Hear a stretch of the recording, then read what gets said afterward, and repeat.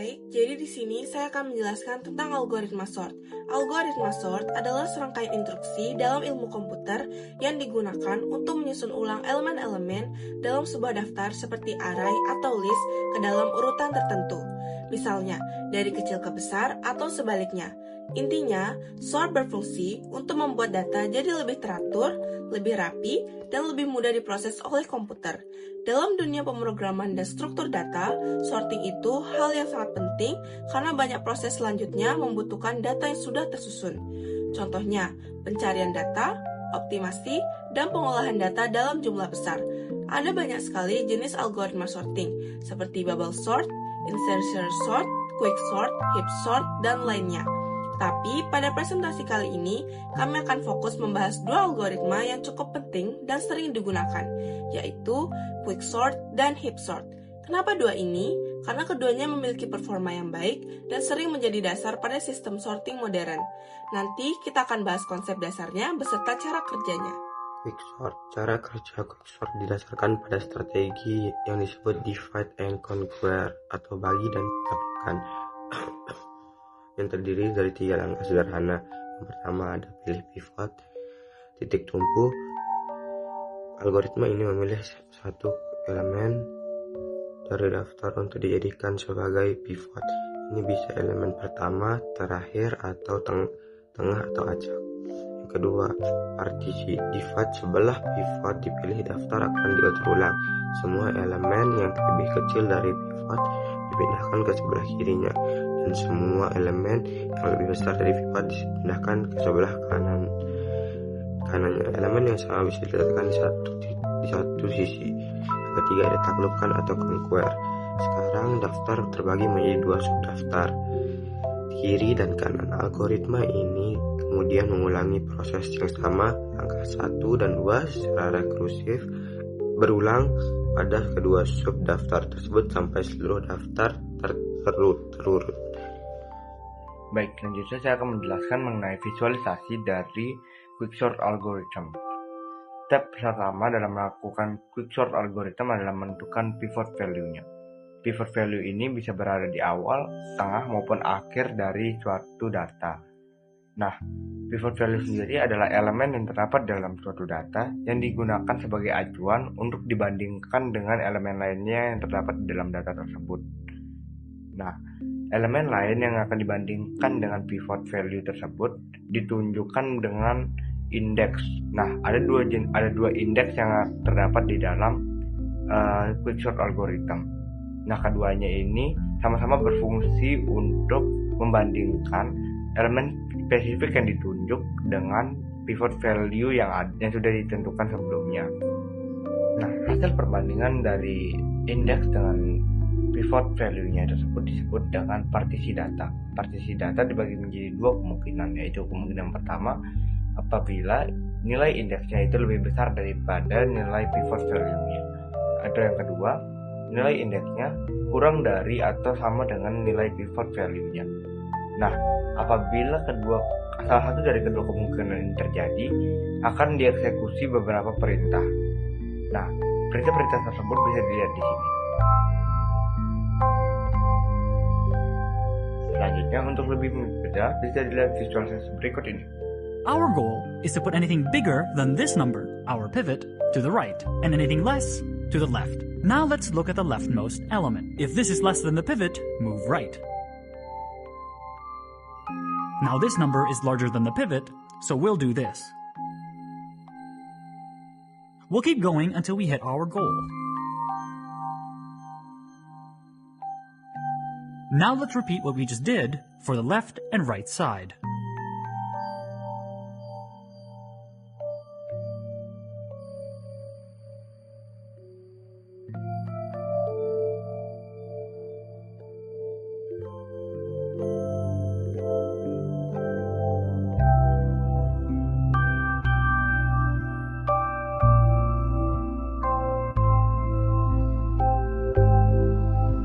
Congratulations! You just learned quicksort. Teman-teman, nama saya Edi Nah, jadi saya akan menjelaskan apa itu heap swap. Ini teman-teman, heap swap adalah algoritma yang menggunakan total maxit atau data yang paling besar dan yang paling besar akan berada di paling atas teman-teman. Jadi apa namanya caranya itu adalah kita tuh membuat heap terlebih dahulu teman-teman. Setelah membuat heap, kita akan urutkan dari nilai yang paling besar dan yang paling kecil. Kita akan jadikan dari yang paling besar sampai ke paling atas kita semua. Setelah sampai paling atas, nilai yang paling atas tersebut sudah di paling atas, kita akan hapus data dari heap, lalu kita urutkan lagi, tapi kita ulang lagi caranya dari data yang kecil sampai yang terbesar lagi sampai kita habis dan juga terurut teman-teman. Seperti itu.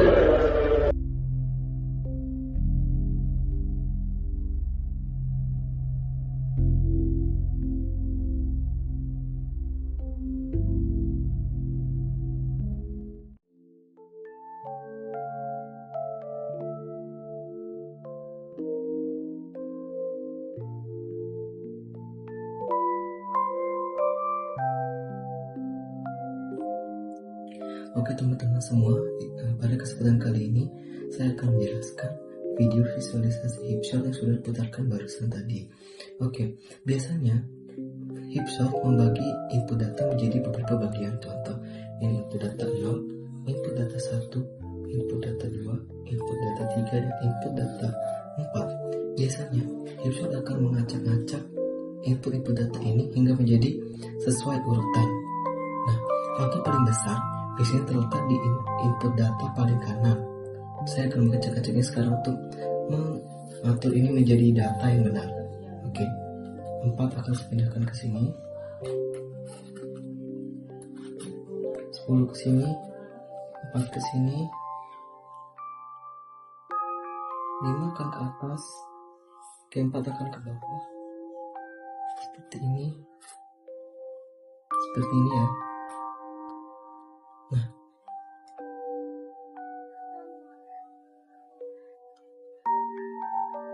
jika sudah seperti ini, maka 1 akan kita pindahkan dengan 10.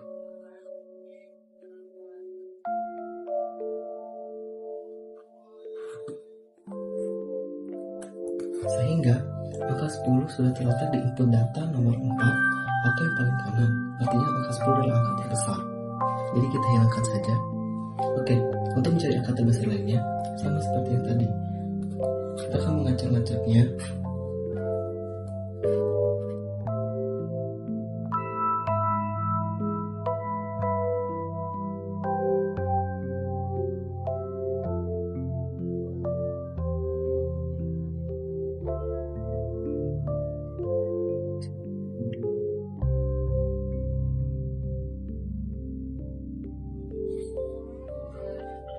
Nah, jadi angka terbesar selain angka 10 yang tadi adalah angka 5 yang terletak di input data 3. Jadi kita sudah tahunya kalau angka 5 itu benar, tempat yang sama. Habis itu kita akan mencari angka terbesar lainnya dengan cara mengurutkan dan mengacak seperti tadi. Kita akan pindahkan 4 ke sini, 3 ke sini,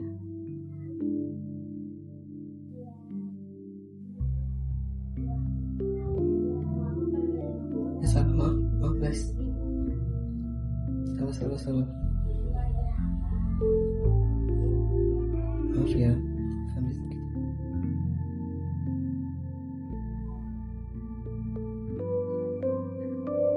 sini. Oke, baru 4 kita akan tukar dengan 1.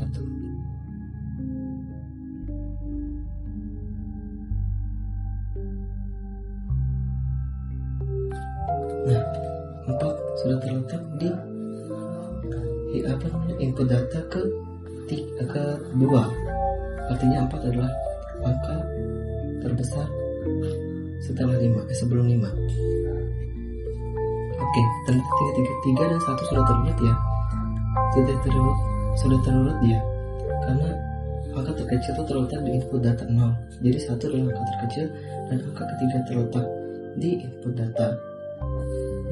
data ke pertama, maka keempat terletak di input data kedua, angka 5 terletak di input data ketiga,